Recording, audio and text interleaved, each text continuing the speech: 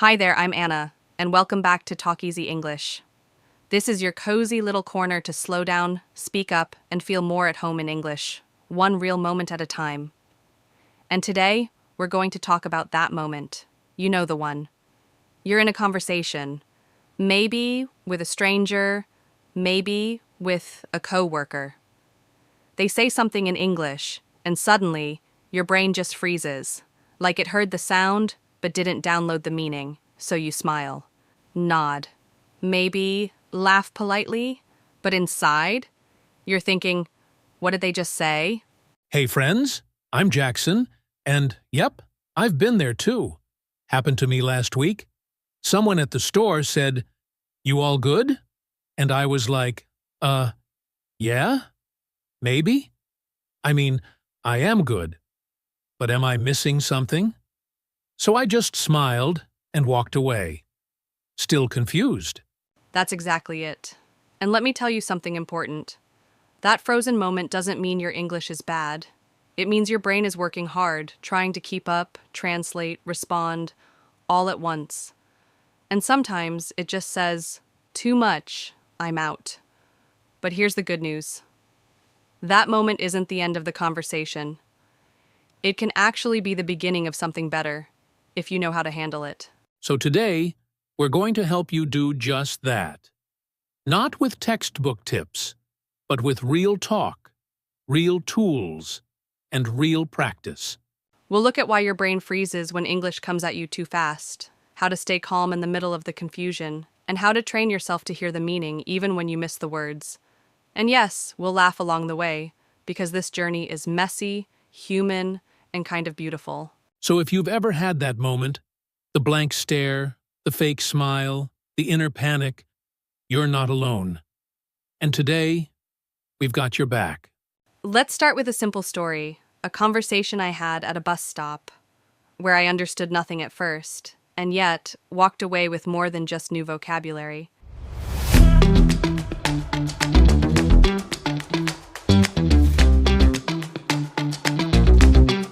So here's what happened.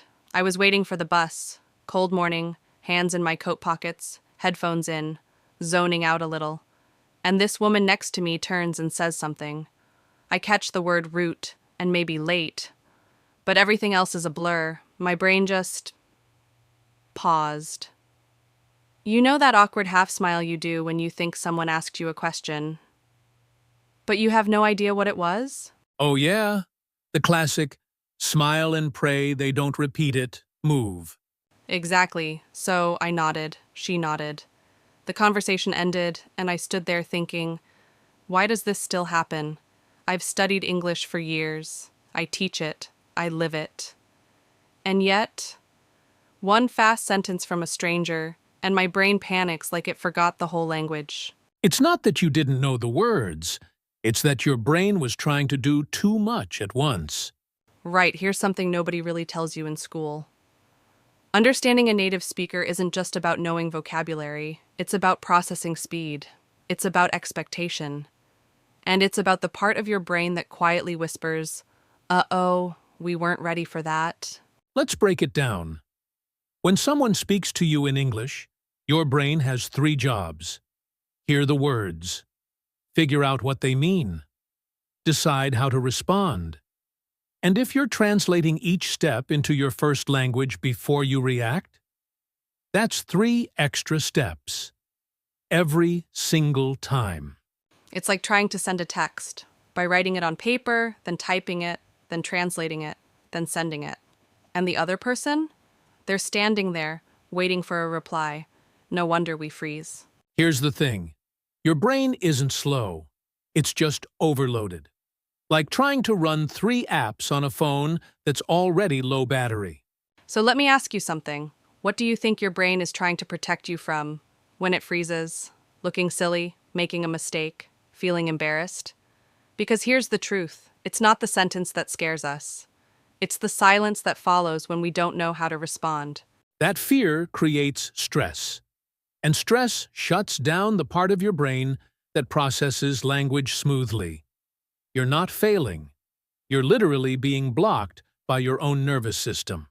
But the good news? Once you understand what's really happening, you can work with your brain instead of fighting it.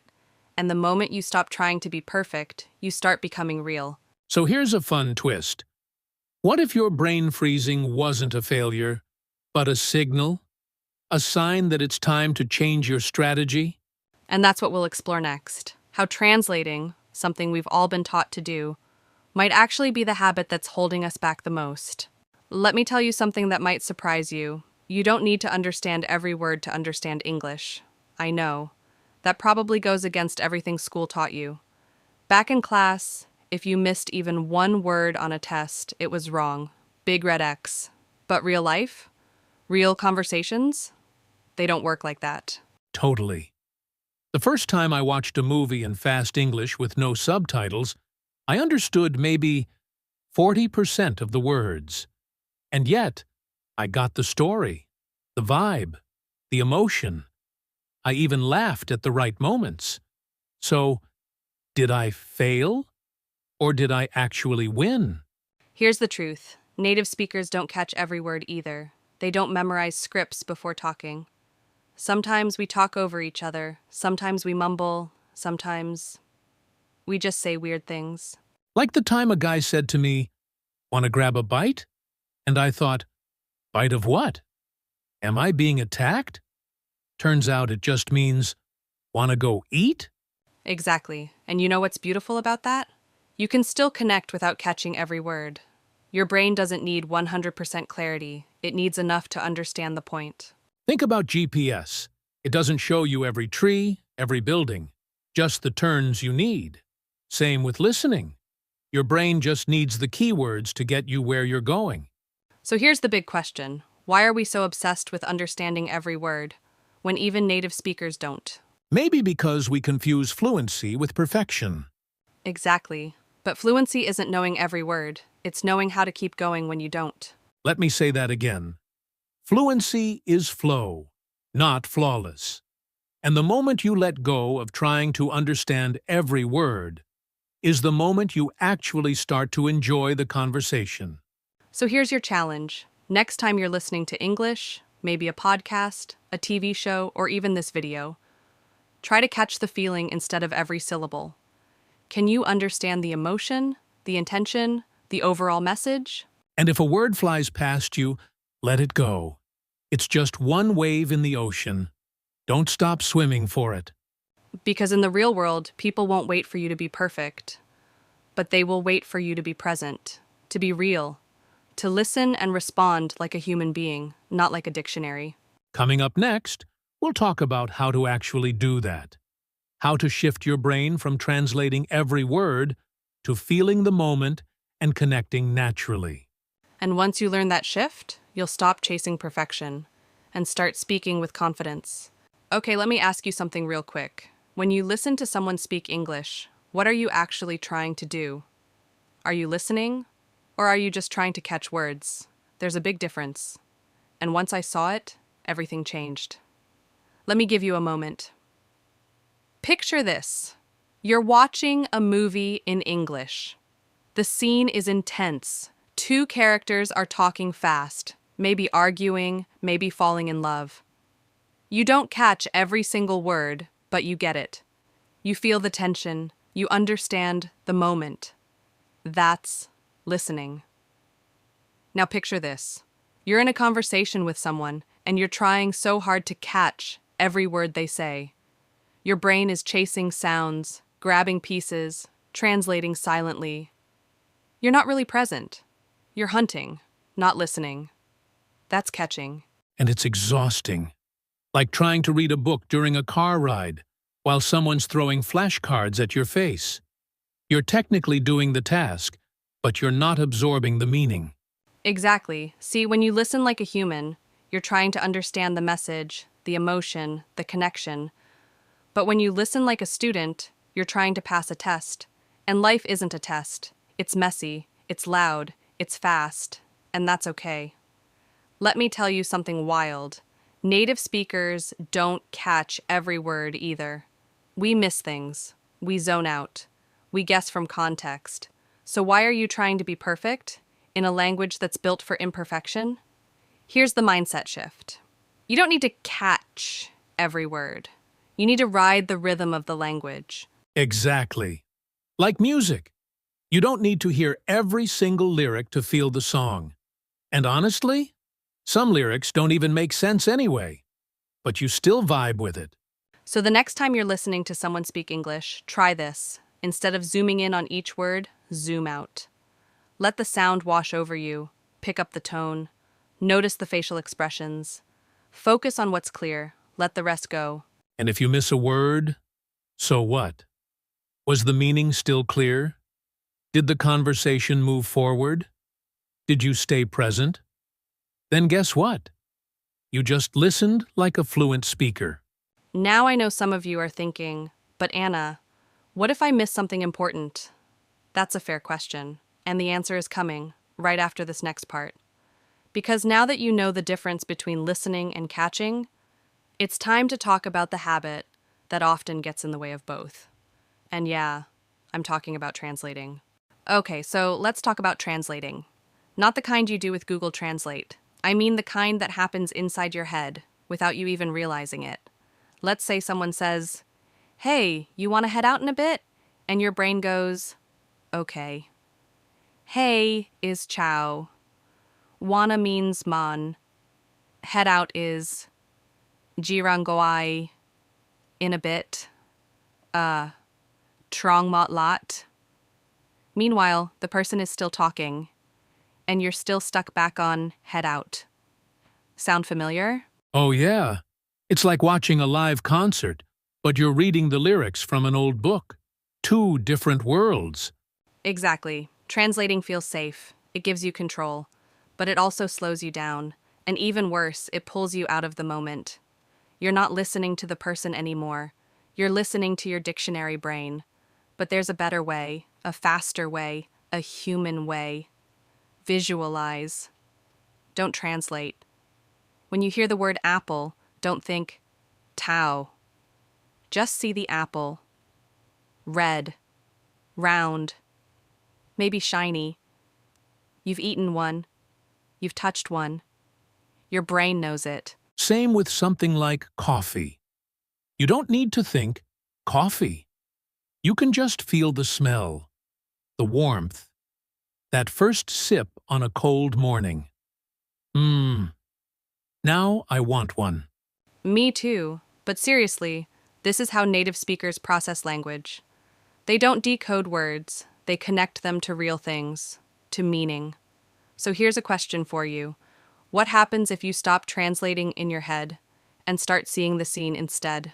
Try this. Picture someone saying, "It's pouring outside." You don't need to stop and think, what does pouring mean? Just see it in your mind. Heavy rain, splashing puddles, umbrellas flying everywhere. Now you understand. Without a single word in your native language. And here's the best part. When you think this way, your brain actually learns faster. Because it's learning like it did when you were a child.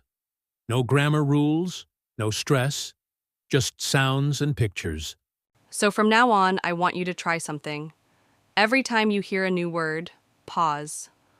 Don't reach for the translation. Ask your brain, can I see this? Can I feel it? That's the shift. That's when English stops being a subject and starts becoming part of your world. Coming up next, we're going to take this idea even further. Because if you really want to speak faster and more naturally, you've got to stop building your sentences word by word. Yep, next we're talking about chunks. The secret building blocks of real fluent conversation. All right, so we've talked about letting go of word-for-word translation. But maybe now you're wondering, if I don't catch every word, how do I actually understand what people are saying? That's a great question. And here's the answer. You focus on anchor words. Anchor words are the words in a sentence that carry the weight. They're the words that give you the big picture. Fast. Like tiny signposts that help you know where the conversation is going. Let me give you a scene. You are in a coffee shop. The barista says, "Hey, just a heads up, we're out of oat milk today, but we've got almond and soy." Now, did you hear every single word? Maybe not. But if you catch, Oat milk, out, almond, soy. You already understand the key message. You can respond. You're in the moment. That's the magic. You don't need the whole sentence to get the whole idea. You just need the anchors. Exactly. Think of them like the frame of a house. Even if the walls aren't finished, you can still see the shape of the building. That's what anchor words do. Now here's something interesting. Your brain is already doing this in your first language. When someone says, "Hey, long day," you don't break it down word by word. You just feel it. You get it.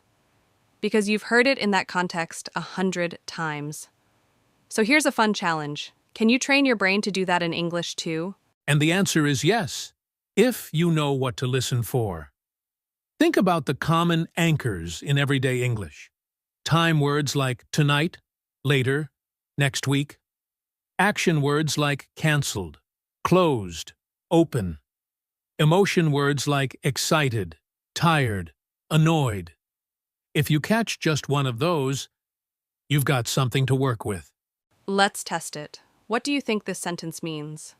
Hey, I know it's last minute, but are you free after 6? If all you catch is last minute and after 6, you still know. Someone's asking if you're available later today. And that's enough to keep the conversation going. So here's the small shift. Instead of trying to understand everything, try to notice the important thing. That one signal that unlocks the meaning. Because listening isn't about perfect memory, it's about smart focus. And anchor words are your shortcut to connection. And speaking of shortcuts, coming up next, we're going to talk about how intonation and emotion can sometimes tell you more than the words themselves.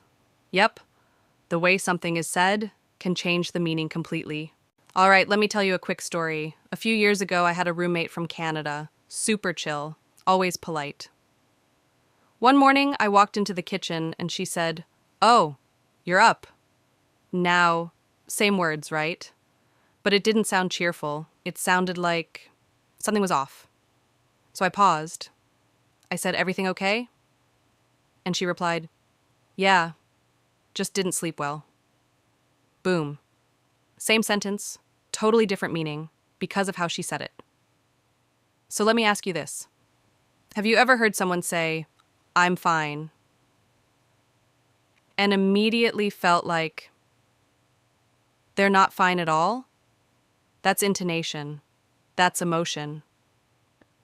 And it's one of the most powerful tools in the English language. Absolutely. I mean, I've had full conversations where the words didn't really matter. It was all tone. You can say, "sure," with excitement, or with sarcasm. Same spelling. Two opposite meanings. Exactly. And this is where many learners get stuck. You're listening for vocabulary, but missing the vibe. Here's a fun shift. What if you started listening with your heart, not just your ears? Let's break it down a little. In English, tone does a lot of work. You can raise your voice at the end of a sentence and suddenly it's a question. You can stretch a word, really, and it can mean shock, doubt, or even playfulness. Think about this sentence. "Oh, that's nice. Now say it with a warm smile." Now, say it flat and cold. Now, say it with an eye roll. Totally different, right? Totally. And here's the fun part. You can often understand people even when you miss half the words, if you're tuned in to their emotion. Yes, emotion is the shortcut to meaning. People don't just talk with their mouths, they talk with their face, their voice, their body. So here's a small challenge for you. Next time you hear someone speak English, don't just focus on what they're saying. Ask yourself in two white. Or, Ari san Charles, Lari de kay inang. Sari sarai kulay kaingin. Baisi Mike Mike crying. What is up to you? What's the mood? What's the feeling behind the words? And here's a little tip. When you focus on emotion, you relax. You stop obsessing over grammar. You start responding like a human. Which, by the way, is exactly what fluent people do. We don't always use the perfect words, but we use the right tone. And that's what makes people listen. So if you've been trying to sound perfect, maybe it's time to start sounding real instead. Coming up, we'll show you how to take all of this, the anchor words, the emotion, the context, and use it in the one moment most learners are afraid of. When you don't understand what someone just said at all, not a word. We're going to show you exactly what to do when that happens, and how to turn it into connection, not panic. Okay, so let's be honest for a second. Have you ever been in a conversation and someone says something in English, fast, mumbled, unclear, and instead of asking them to repeat it, you just smile and pretend you understood? Yep, me too. And guess what? You're not alone. There's this unspoken fear many English learners carry. The fear of interrupting, the fear of looking stupid, the fear of being too slow. But here's the truth. You have the right to ask. You have the right to slow things down. You're allowed to say, "Sorry, I didn't catch that. Could you say that one more time? A little slower, please?" These aren't signs of weakness. They're signs of engagement. Exactly. Think about it. When someone says, "Can you repeat that?" Do you think, "Wow, this person must be dumb"? Of course not. You think, "Oh, cool. They're actually trying to understand me." Right. People don't mind repeating. What they do mind is pretending, because then the conversation gets weird. You nod, they talk more, you nod harder, and suddenly you're agreeing to something you didn't even hear. That's how I ended up at a dance class once. I thought someone asked me if I liked dancing. Apparently, they asked if I wanted to sign up. I said yeah, and got an email confirmation the next day. True story. That's amazing. And also, exactly why this part matters.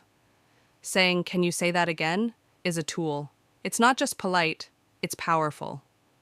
So here's something to practice. Next time you don't understand, don't panic, just pause, smile, and say, "Sorry, could you say that again? A little slower? I didn't catch the last part. Can you repeat it? What was that word?" These are real phrases, natural, friendly, used all the time. And not just by learners. Even native speakers say, "Wait, what? Come again? Sorry, I zoned out." So here's the mindset shift. You're not a burden when you ask. You're a participant. And if a conversation matters, it's worth slowing down for. Now, coming up, we're going to take this idea even deeper. Because sometimes it's not just about slowing the other person down. It's about learning to fill in the gaps yourself, even when you miss a word or two. And that skill, it can change everything about how you listen. Let me tell you a quick story. I was having lunch with a friend, and she said, "So I ended up crashing at my cousin's last night." Now, I didn't catch the word crashing. I knew the dictionary meaning, but in that moment, it didn't fit. So I paused. I looked at the context. She had just told me her train was canceled. She looked tired. She mentioned her cousin. So I guessed, "Oh, you slept over there?" She smiled. "Yeah." Boom. I didn't need a dictionary. I needed context and a little courage to guess. And guess what? That's exactly what fluent people do. We guess all the time, even in our first language. We don't hear every word, but we use logic, tone, timing, facial expressions, and boom, we fill the gap. So why do we treat guessing like a mistake in language learning? I mean, think about it. When a child hears something new, do they stop the conversation and say, "Excuse me, could you provide a direct translation of that term?" No way. They guess, they try, and sometimes they're wrong. But every guess makes the brain smarter. That's why I love this phrase. Guessing is fluent behavior. Not guessing? That's the real problem. Yeah. If you're waiting until you understand everything before you say anything, you'll be waiting forever. Exactly. So let's flip the mindset. Instead of thinking, I don't know this word, so I'm stuck? Try. I probably know enough to figure this out. Here's a real-life example. Imagine someone says, "Hey, I've got to bounce, but let's catch up soon, yeah?" Now maybe you've never heard "gotta bounce." But the person is standing up, grabbing their bag, smiling. What do you think it means? You guess. They're leaving. And you'd be 100% right. So here's the trick. Don't panic when you miss a word. Zoom out. Look at the big picture. What's happening? What are they doing? What emotion is on their face? That's where meaning lives. And guess what? Even if you guess wrong, you learn faster. Because your brain creates a memory. This was my guess. This was the real meaning. That's how connections form. That's how fluency is built. So here's a tiny challenge for today. Next time you're listening to English, on a podcast, in a video, or with a friend, if you hear a word you don't know, don't pause. Keep listening. Guess the meaning. Trust your instincts. Because every fluent speaker is really just a confident guesser. And every good conversation starts with a leap of faith. Coming up next, we're going to talk about the flip side of all this. The most common mistakes people make when trying to stop translating, and how to turn those mistakes into momentum. So now you know, missing a word isn't the end of the world. In fact, guessing is part of being fluent. But here's the thing. There are still a few sneaky habits that can slow you down when listening to fast English. Let's walk through some of the most common ones. And more importantly, how to flip them. Mistake number 1. Trying to sound impressive instead of being clear. You hear someone say, "How are you?" And instead of saying, "I'm okay, just a bit tired," you go with, "I am experiencing temporary physical exhaustion due to inadequate rest." It sounds like you're writing an academic paper. Exactly. But here's the truth. Fluent people don't aim to impress. They aim to connect. And simple language is what gets you there. Mistake number 2, overthinking before you respond. Someone says something fast, and instead of replying, your brain goes, "Wait, what was that? Was that past tense? Should I use did or have? What if I make a mistake?" And while your brain is doing grammar gymnastics, the moment is gone. Yep, you're stuck building the perfect sentence in your head. But the conversation doesn't wait. So here's the flip. Speak messy. Adjust later. Fluency isn't clean. It's real. Say it the best you can, then keep going. Mistake number 3, correcting yourself too much while speaking. You say, no, I mean, he went to the... By the time you finish, you're so flustered you forget what you were saying. And ironically, the more you try to fix yourself, the more unnatural you sound. Exactly. So here's the fix. Focus on flow, not perfection. People don't remember your grammar. They remember your vibe, your confidence, your intention. Mistake number 4, giving up too early. You hear one fast sentence and think, "Ugh, I didn't get it. My English sucks." And then you zone out for the rest. But listen, missing one line doesn't mean you failed. It just means you missed one line. You're still in the game. So here's a little mindset shift. If you miss something, don't shut down. Lean in. Stay curious. You might still catch the next thing they say. Because conversations aren't tests. They're human. They're forgiving. And most of the time, people just want to be heard and understood. So here's the takeaway. When you stop chasing perfection and start embracing real, messy listening, everything changes. Coming up next, we'll flip the script. We're going to look at how native speakers really talk and why their English is way more broken, casual, and imperfect than you think. And once you see that, you'll stop trying to sound like a textbook and start sounding like you. Let's be real for a moment.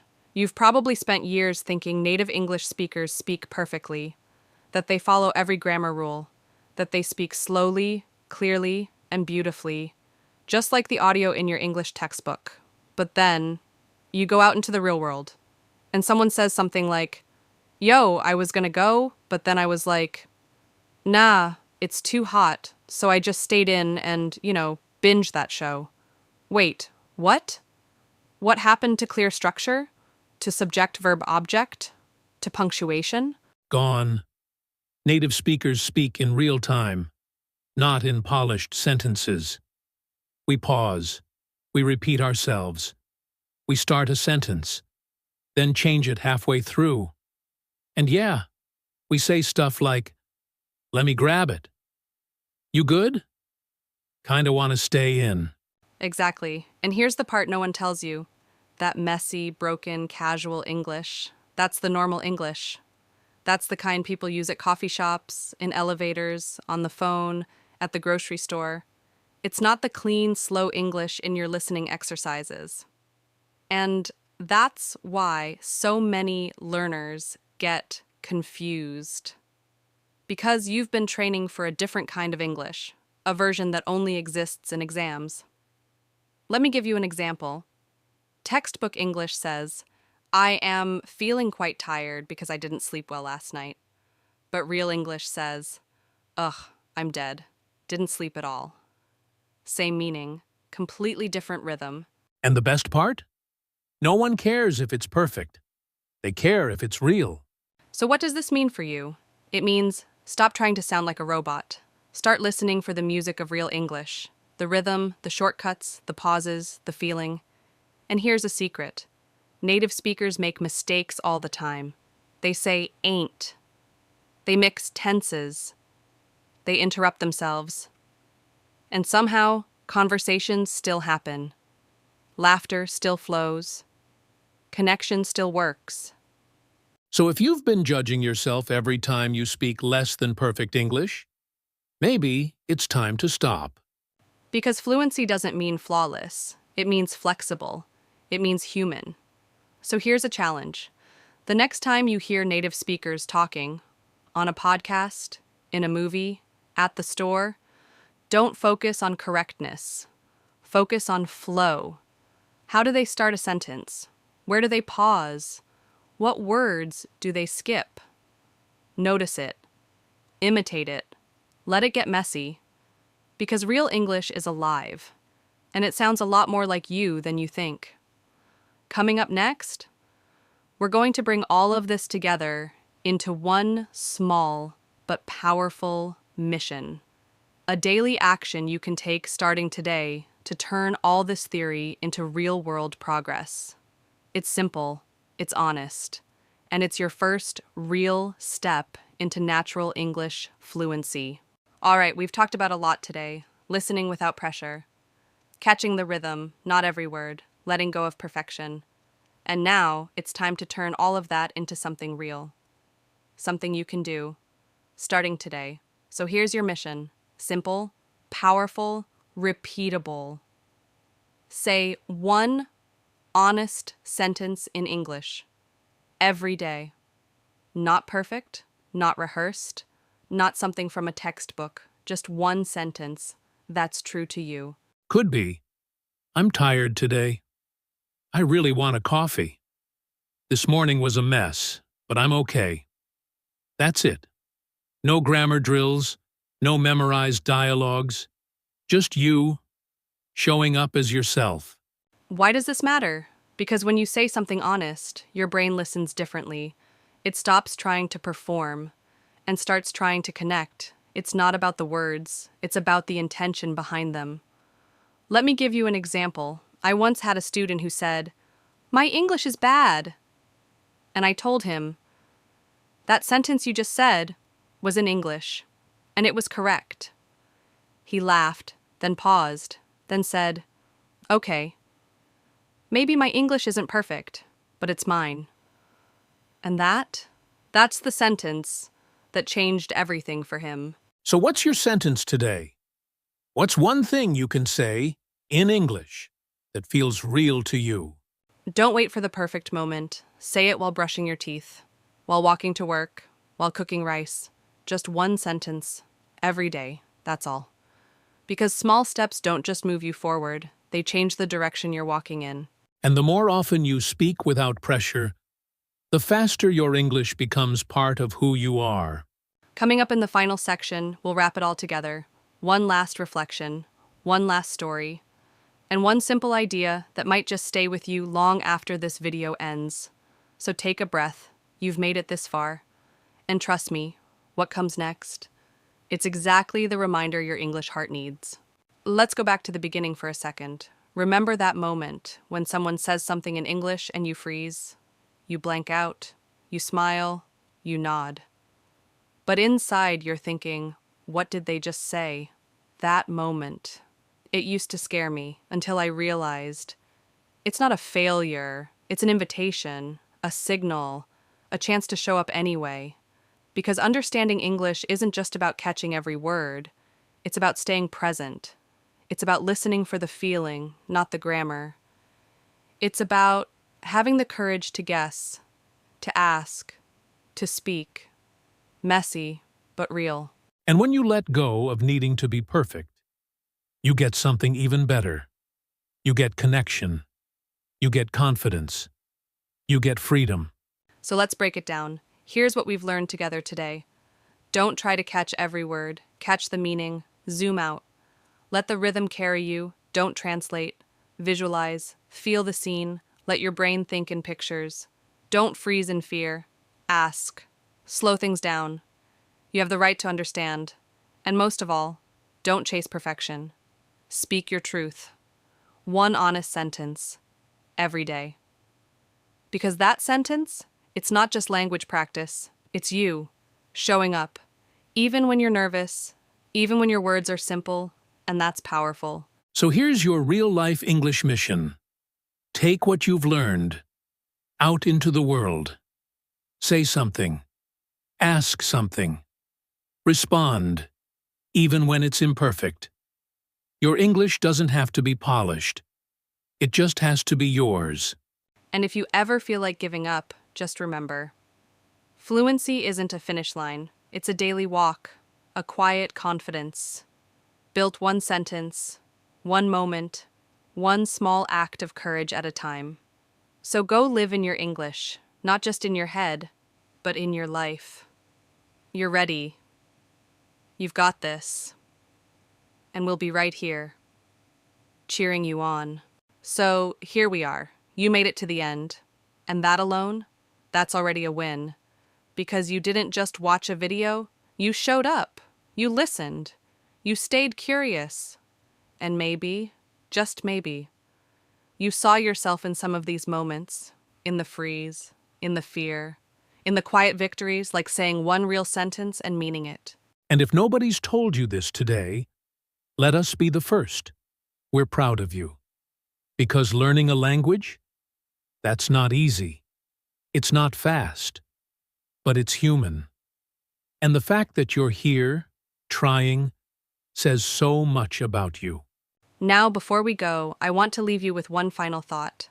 Fluency isn't something you suddenly wake up with. It's something you build, day by day. Through the pauses, through the stumbles, through the moments when your voice shakes. But you use it anyway. And every time you speak, even just one sentence, you're not just practicing English, you're practicing courage. You're practicing being seen. So, if today's video gave you even one spark of motivation, leave a comment below and tell us, what's one small step you're going to take starting today? We'd love to celebrate with you. And if you found this helpful, don't forget to hit that like button, subscribe, and ring the notification bell.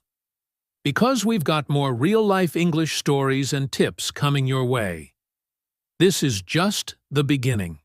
Until next time, keep speaking, keep smiling, and keep believing, because your voice matters, and the world deserves to hear it. See you soon, my friends. Take care, and happy shadowing.